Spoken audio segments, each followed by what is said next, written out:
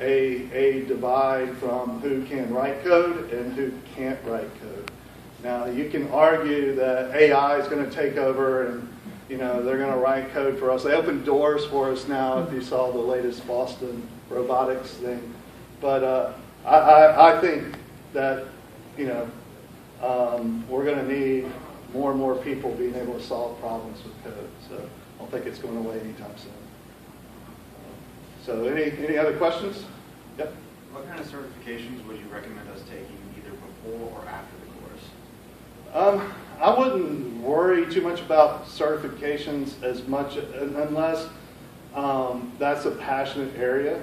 I think, so we have some pre-work. I think what you've done here, you've graduated here, qualifies you to take our course, but anything you can do with the pre-work and really just writing code every day and writing what you know. If you've learned Java, write Java. Even though we're teaching JavaScript, don't worry about the language. The reason that we teach JavaScript is we're going to show you several different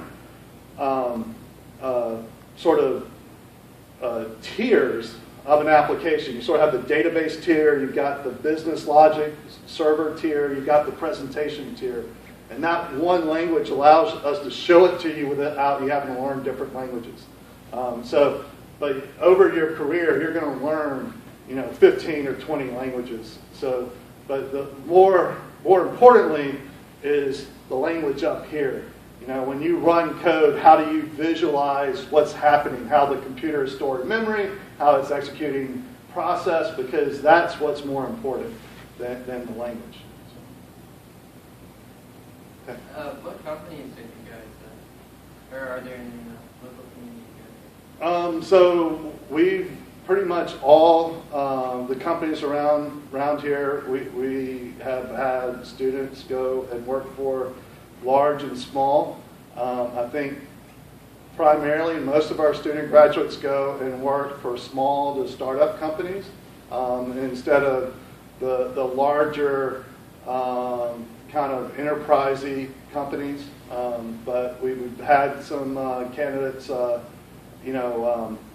work for companies like CarePoint, Boxy, Tabula Rasa Healthcare, and we have some that we think are going to be working with Blackbaud, which is a large company here, and we've had some working for startups that are involved in the Harbor Entrepreneur Center, and several different, I would say, niche specific companies that may be about banking or maybe about legal things like that. So Charleston is a wonderful tech community because it's so diverse.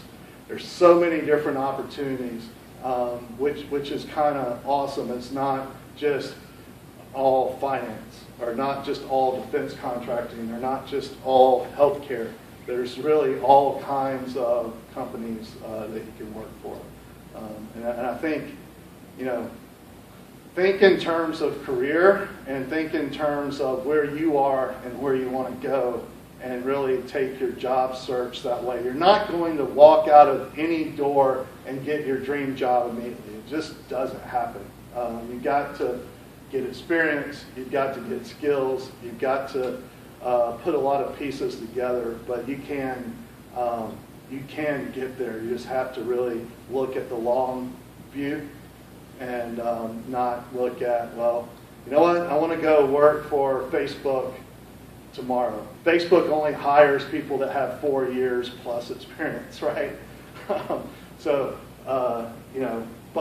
Boeing only hires people that have 4 to 6 years experience, right? There is, you can get there.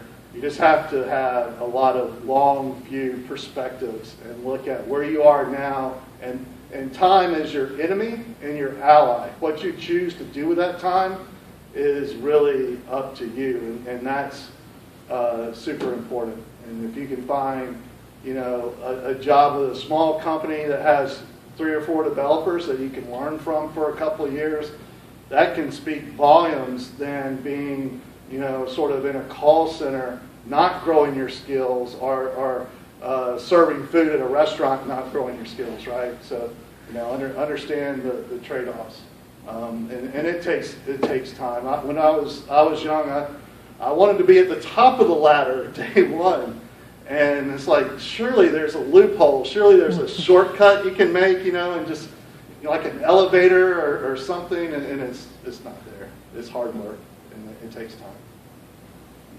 But enjoy it along the way. Any other questions?